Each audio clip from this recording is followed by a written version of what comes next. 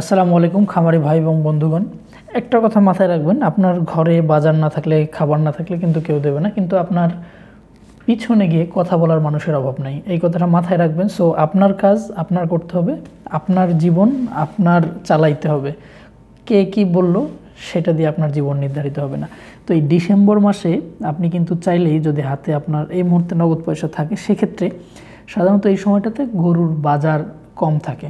এবার আরও আগে থেকেই গরুর বাজার খারাপ, তো এই সময়টাতে গরুর দাম কম হওয়ার কারণে আপনি চাইলে আপনার হাতে যদি কিছু পয়সা থাকে, সেক্ষেত্রে এই আজকে যে আমি দুইটা পরিকল্পনার কথা বলবো, ইনশাল্লাহ এই দুটো কাজে লাগাই এখান থেকে 2-3 মাসে 4 মাসে কিছু ভালো পয়সা ইনকাম করতে পারেন। এক্ষেত্রে যদি আপনার গরু পালনের অভিজ্ঞতাও না থাকে ইনশাল্লাহ, তারপরেও কিন্তু আপনি এই যে প্ল্যানটা বা যে পরিকল্পনাটা, এটাতে ইনশাল্লাহ আপনি খুব সহজেই খাপ খাওয়াইতে পারবেন ইনশাল্লাহ। কারণ হচ্ছে আমি আজকে একটা মোটা তাজাকরণ একটা নিয়ে কথা বলবো। যারা এই বিষয়টাতে আগ্রহী তারা শুনতে পারেন, যাদের দরকার নেই তারা স্কিপ করে যেতে পারেন, সময় নষ্ট করার দরকার নেই। তো এই সময়টাতে যেহেতু গরুর বাজারটা একটু কম, আর এবার না, আগামী রমজান যেটা, সেটা মার্চের 1 তারিখে হয়তো বা প্রথম রোজা হবে ইনশাল্লাহ। তো সেদিক থেকে মার্চের 1 তারিখে যদি রোজা হয়, রোজার ঈদ যেটা ঈদ উল ফিতর, এই সময় কিন্তু গরুর একটা চাহিদা থাকে। কোরবানির ঈদে, ঈদ উল আজহায় মানুষ কোরবানির পশু হিসাবে গরু কোরবানি করে, কিন্তু আপনি ঈদ উল ফিতরে যারা ঈদ উল আজহায় কোরবানিও করতে পারে না, তারাও তাদের বাসার জন্য আত্মীয় স্বজন আসবে, সেই হিসাব করে ঈদের দিনের জন্য বা আগে পরে খাওয়ার জন্য কিন্তু গরুর মাংস কিনে থাকেন। তো এই সময়টাতে গরুর মাংসের একটা চাহিদা থাকে। আর মোটাতে যে শুধুমাত্র যদি কোরবানির ঈদের উদ্দেশ্যেই করা হয়, সেক্ষেত্রে কিন্তু আপনার একটা লস হওয়ার সম্ভাবনা থাকে। আপনার চিন্তা থাকবে হচ্ছে বছরব্যাপী আপনি কীভাবে করতে পারেন এই বিষয়টা। তো আপনি যদি এখন এই ডিসেম্বর মাসে, যেহেতু এখন বাজার কম আছে, আপনি যদি বাজার কমের সময় গরু কিনতে না পারেন, তাহলে কিন্তু ওই পশুর থেকে লাভ করা কঠিন। বিশেষত যদি গরু কিনতে ঠকে যান, তখন আপনি কিন্তু ওই পশুর থেকে লাভ করতে পারবেন না। তো আপনি কি করতে পারেন, আমি 2টা পরিকল্পনার কথা বলছি। আপনি চাইলে ফ্রিজিয়াম অথবা ফ্রিজিয়াম ক্রস যে সারগুলো আছে 12, 13, 14 মাসের, এই সারগুলো ক্রয় করতে পারেন। দেখা যায় যে এই 12-14 মাসের সারগুলো আপনি যদি আর 3-4 মাস লালন পালন করেন, এগুলো আপনার হয়তো বা দেখা যাবে যে বাজার বা আকৃতি অনুযায়ী 80-90 হাজার 1 লাখ টাকা পড়তে পারে দাম।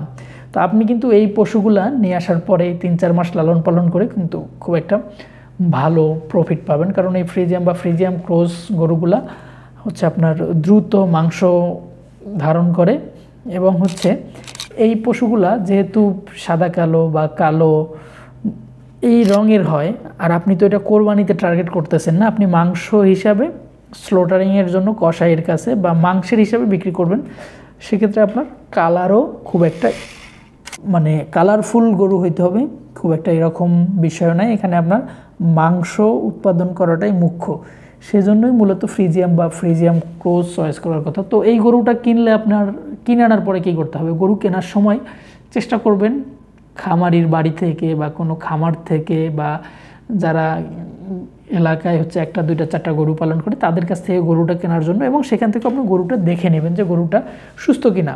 বাহ্যিক কিছু আপনি লক্ষণ দেখলেই বুঝতে পারবেন যে সুস্থ পশু কিনা।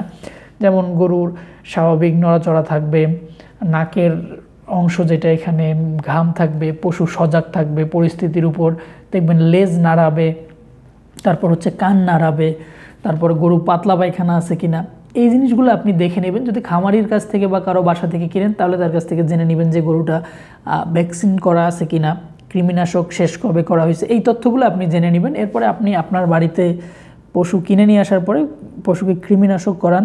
যদি ভ্যাকসিন করা না থাকে, সেক্ষেত্রে আপনি হচ্ছে খুরা এবং লাম্পির এই 2টা ভ্যাকসিন করে ফেলবেন। একটা ভ্যাকসিন থেকে অন্য ভ্যাকসিন দেওয়ার ডিস্টেন্স হবে 21 থেকে 28 দিন।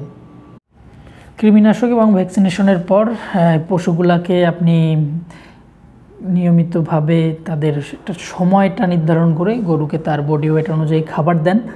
এবং হচ্ছে খাবার কি খাওয়াবেন, মোটা তাজার গরু যে বেশি খাওয়াইলে বেশি মোটা তাজা হবে এরকম না ভাই। আপনার যদি ঘাস থাকে ঘাস দেবেন, এটা হচ্ছে গরুর প্রধান খাদ্য। ঘাস না থাকলে খড় খাওয়াইতে পারেন, পাশাপাশি সাপ্লিমেন্টারি হিসেবে দানাদারটা দেবেন।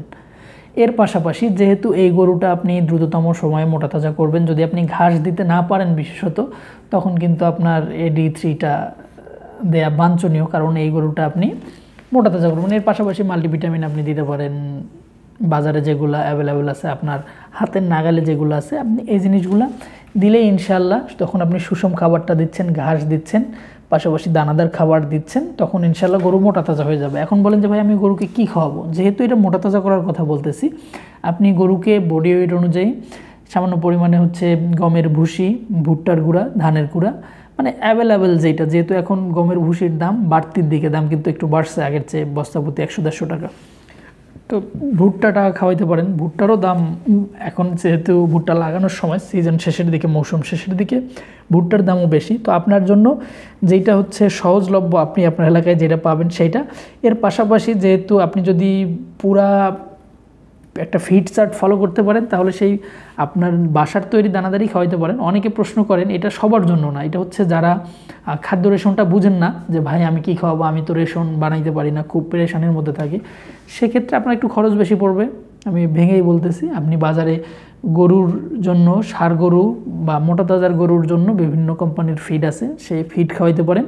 তো এই ক্ষেত্রে খরচ একটু কমানোর জন্য আপনি যেই খাবারটা দেবেন বডি ওয়েট অনুযায়ী, আপনি যদি 3 কেজি খাবার দেন, 1 বা 1.5 কেজি দেবেন ফিড, বাকি 1 বা 1.5 কেজি এই যে ভুসি, ধানের কুড়ো, এগুলো দিতে পারেন। তাতে করেও ইনশাআল্লাহ আপনারা ভালো রেজাল্ট পাবেন। তো এটা হচ্ছে একটা পরিকল্পনা। আরেকটা বলছি যে 2টা পরিকল্পনার কথা বলবো। আপনারা কিন্তু, যেহেতু এটা শর্ট সময় হবে 3-4 মাস, এই সময়টার জন্য আপনারা কিন্তু কিছু গরু আছে যেগুলা হচ্ছে আপনার অনুৎপাদনশীল গাভী বা বকনা, যেটা দেখতেছেন যে বারবার হিটে আসতেছে, মিস করতেছে, কিংবা হচ্ছে যেই গাভীটার হচ্ছে আপনি যে কোনো কারণে হচ্ছে এই গাভীটার দুধ কম, বা এই গাভীটার বয়স হয়ে গেছে, এই গাভীটা এখন কি করতে হবে, এটা জবাইয়ের জন্য প্রস্তুত করতে হবে, মাংসের জন্য প্রস্তুত করতে হবে, এই টাইপের রিজেক্টেড যেই গাভীগুলা, অনুর্বর যেই গরুগুলা, এই গরুগুলাকে আপনারা মোটা তাজাকরণের জন্য কিনতে পারেন। এখন যেহেতু একটু বাজার কম আছে, এই সময় আপনারা কিনতে পারেন। একটা গরুতে 2000-3000 টাকা কমে কিনলে এই জিনিসটা আপনার ইনশাআল্লাহ, আল্লাহ চাইলে এগুলো লাভের অঙ্কে যোগ হবে।